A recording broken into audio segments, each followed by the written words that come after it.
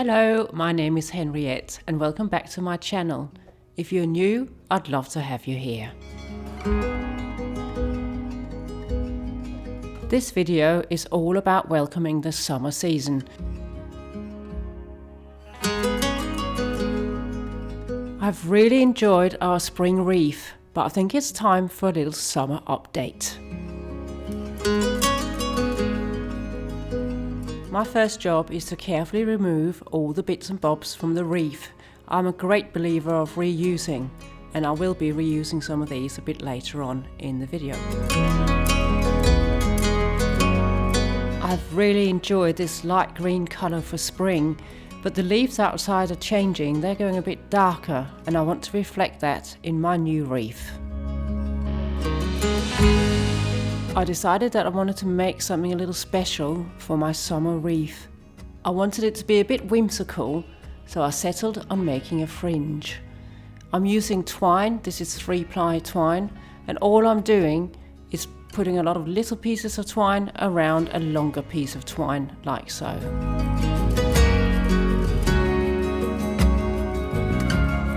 If you want to see some more projects made out of twine, I have a video which I'll link below. Now the other thing I'm doing as well is unwinding all the little pieces of twine to make it look more fluffy and therefore a bit more whimsical. Making your own fringes does require a bit of patience, but I think it's worth it. I am going to reuse my base wreath, but this time I'm going to wrap it in a garland. Now this garland I use a lot for Christmas, but it hasn't got any specific Christmassy things on it. It's mainly just evergreen, so I think it will do great as another type of base for this. Next, I'm going to wrap around my twine garland. Now I'm wrapping it around the wreath in between the green garland to fill it up a bit more.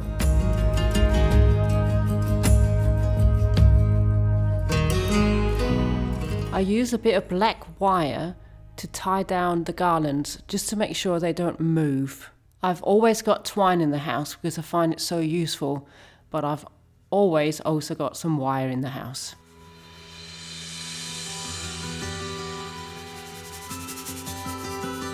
I've dug out all my faux summer flowers and I will be using some of them for my wreath, but they're too long, so I'm going to cut them down using snippers. I insert the flowers into my wreath and then tie them down with a bit of wire. I always make my own wreaths. I can't bear to pay the sort of money they charge for anything that looks half decent. I'm adding some more flowers just to really fill out the wreath. I often buy flowers like these because I can get so much out of them. I mean, there's about 5 or 6 different little stems in each one of these. It is so lovely making one of these. I am thoroughly enjoying myself.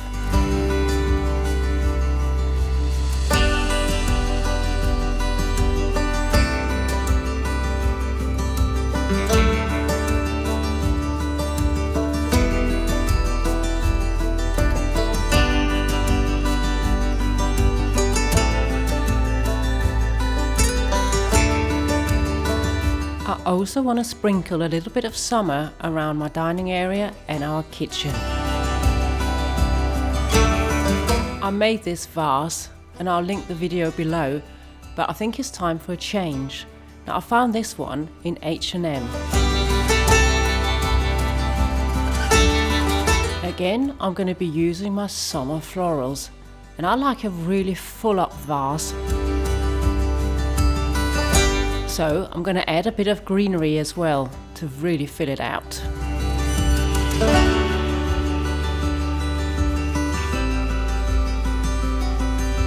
I don't like having too many things on our dining room table because you only have to move it every time you use it. So I'm going to keep it simple.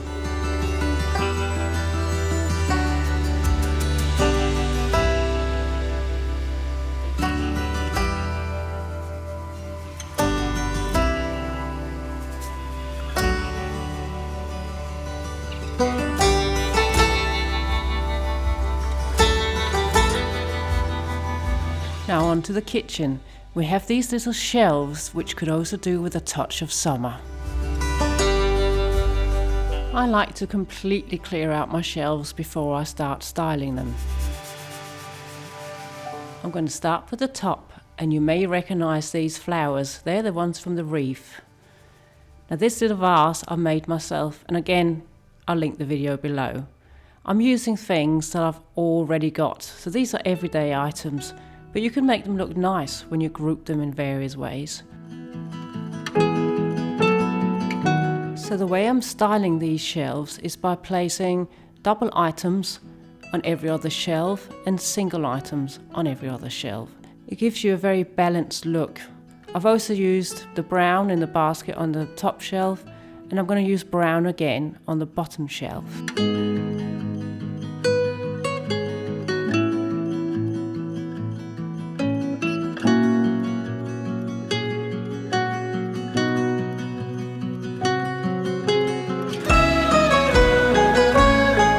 For the windowsill, I'm just going to swap out my black vase with a white one.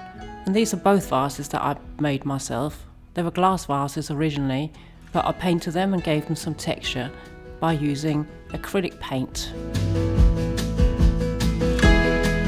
I'm also going to swap out our plant pots here. And the new white one is also from H&M, and it was very affordable. Those of you who have been on my channel for a while will probably recognise this tray. It's from the White company, and I'm going to reuse it in the kitchen this time. I don't want too much stuff on our kitchen island because we use it and it's a place where we work. So I'm going to keep it simple and only have the tray.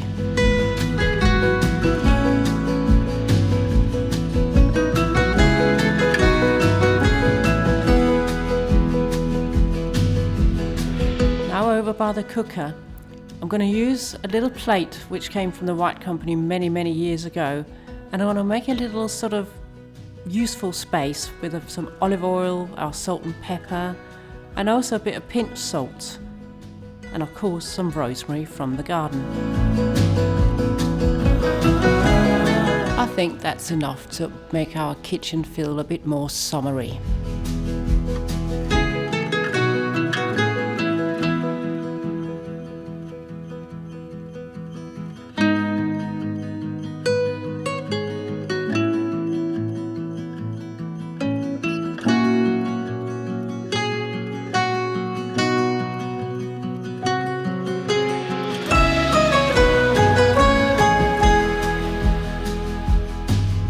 I also wanted to show you how to do a lovely whimsical summer table setting, and I'm going to start off by making a table runner.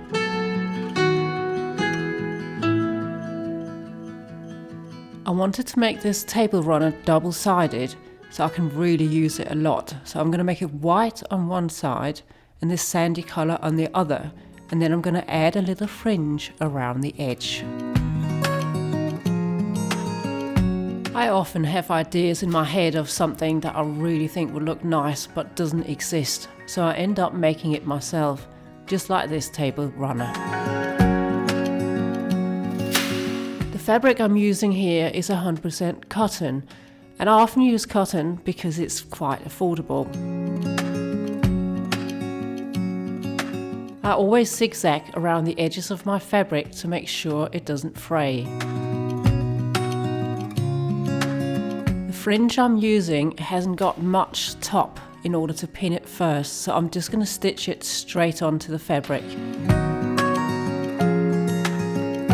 Whether you use a fringe for a table runner like I'm doing, or if you use it for a cushion for example, you need to make sure that the two pieces of fabric you are attaching it to are exactly the same size. I'm now pinning it all together, and I'm going to go around 3 sides with the sewing machine, 2 long ones and a short one.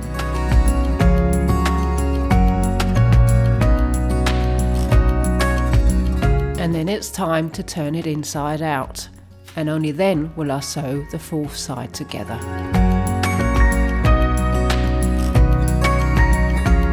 We We often have friends over for dinner, and I love setting the table, so this will definitely be used a lot. All that's left now is just stitching the fourth side. I'm going to be using the white side of the table runner for this table setting. I'm going to be using our white plates. I'm using a main plate and also a plate for bread, and stainless steel cutlery. According to etiquette, you must always place your bread plate to the left side of your dinner plate, and I'm certainly not going to argue with that.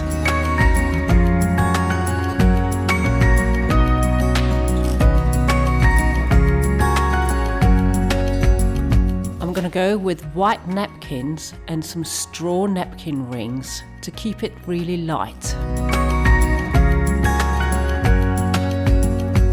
I really like these napkin rings. We got them on a trip to Sweden only a few months ago.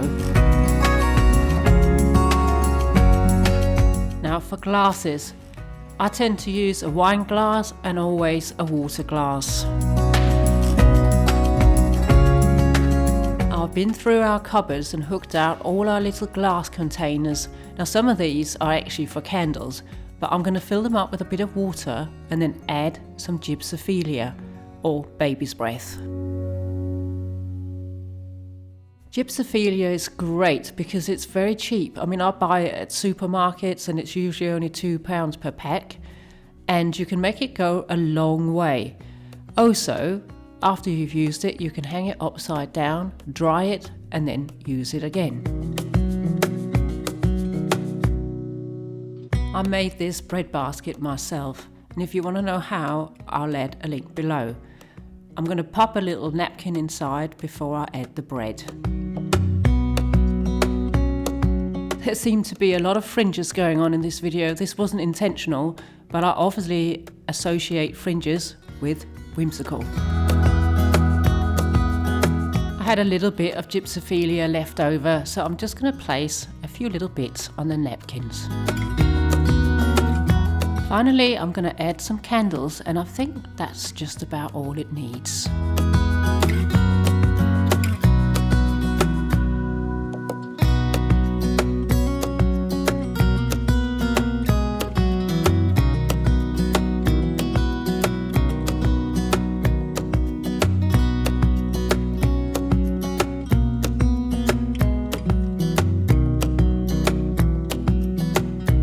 There is also a little section of our garden that could do with a summer refresh. And this is next to our little pub, and on the other side is our little mini orchard. Now we had a tree in the middle of this which we had to take down because it was diseased, but I really want to do something with this area. I want to have a cotton garden, so I have some bays and some laurel. This is a fatsia which is not doing very well, so I'm going to try and rescue it. A choicea here. And then we have some grasses, but I want to sort it out and add some new bits. I'm going to start off by getting rid of all of the weeds. And as always, I'm getting down on all fours and doing it by hand. Next, I'm going to deal with this hole where the tree used to be. I mean, we had the tree surgeons ground out the root, but it's left a hole. So I'm going to fill it, and I'm going to be using topsoil.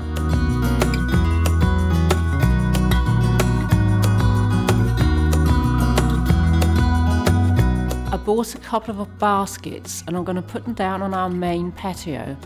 This is for the fatsias. I've got 2 of them up in the area that I'm working on, but I want to see if I can rescue them. I'm first of all going to fill these baskets with pebbles. Now this is for drainage. On top of the pebbles I'm going to put some topsoil, which I'm then going to mix with some proper compost.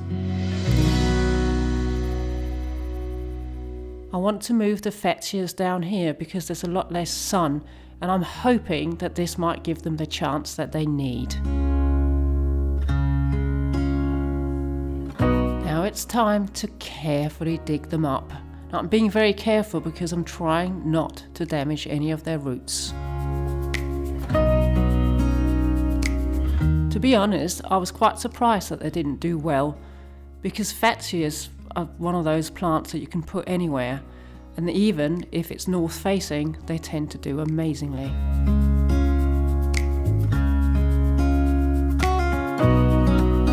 Well, let's hope this does the trick. They've certainly got some lovely fresh compost, and I'm also going to feed them just to make extra sure.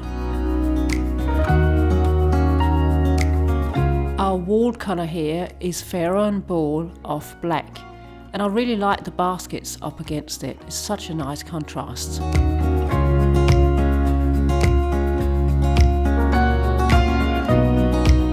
Now back to the area I was working on. Now all this topsoil I've placed will need a bit of raking to make sure that I have the hill that I want, or the shape of the area that I want. I'm also going to roller it just to make sure it's absolutely firm. Finally, I can plant some plants. Now these ones are viburnum snowball plants, and they will get quite big like all of the other plants up in this area. The idea is that I'll have plenty of things that I can cut and use for either Christmas or in between flower arrangements. Now this is eucalyptus. I bought that recently, and you might have seen that on Instagram. The weather in London doesn't know what to do with itself. It's either quite chilly, rainy, or extremely hot. When you plant large plants like these, you need to make sure that there's plenty of room for them to grow into, which is why it sort of looks a little bit bare. But of course, in a few years' time, this will be like a jungle. This eucalyptus makes me so happy. I absolutely love them. I think they're so great for colour, also to use for florals or Christmas. They're just brilliant. I'm going to make up a little stake here for the viburnum, the snowball plants. I'm just going to tie together 3 bits of bamboo sticks and then put them next to the plant, just to support them. We often get winds coming from across the field, so I want to make sure that they're quite safe here. I'm just going to cover the ground with a bit of strolch. This prevents weeds, and it's like a mulch. It's a completely natural material. I want to finish this area off by planting some seeds, some flower seeds, and I'm going to be using daisies. So to start off, I'm adding a bit of fresh compost, and here comes my seed. So these are ox-eyed daisies. Then I'm going to plant them, and then on top of that, I'm going to add some more compost. I don't think anything says summer more than daisies, and I absolutely love them. Then I just make sure that everything is watered well.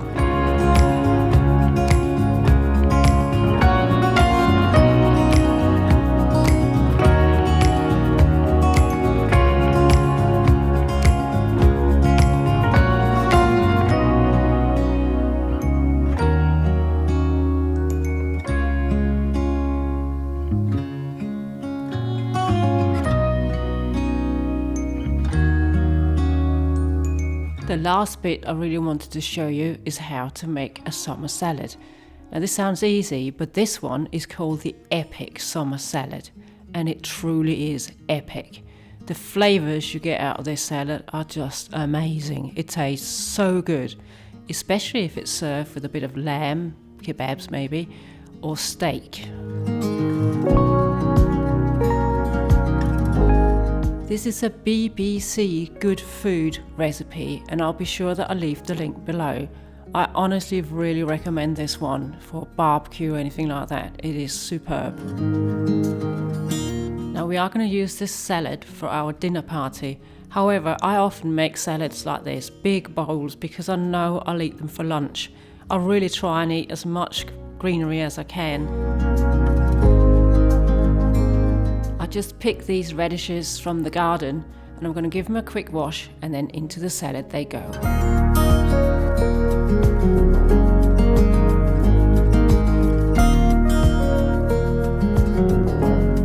adding mango here, and that might seem strange, but trust me on this, it's gonna be good.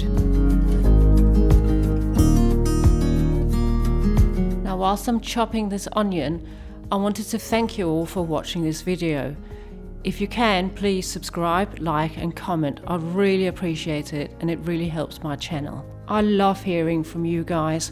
You seriously write the best comments. Now for the dressing, I've picked some fresh mint from the garden and I'm going to add that, and also some coriander and some basil. This dressing is what makes the salad really pop. It's very zesty and it's absolutely delicious. Now I know you can buy ready-made dressings in the supermarket, but I never buy them. I like to make my own because I think nothing is as fresh as something that's homemade. Now I've been ever so lucky since my childhood. My mum was a nurse and she had an interest in nutrition, so I've been eating healthily my whole life, although there were times where I thought we were a little bit too healthy. We all need chocolate sometimes. I'm now adding the juice of 2 limes, and this is what gives the dressing such a zesty flavour.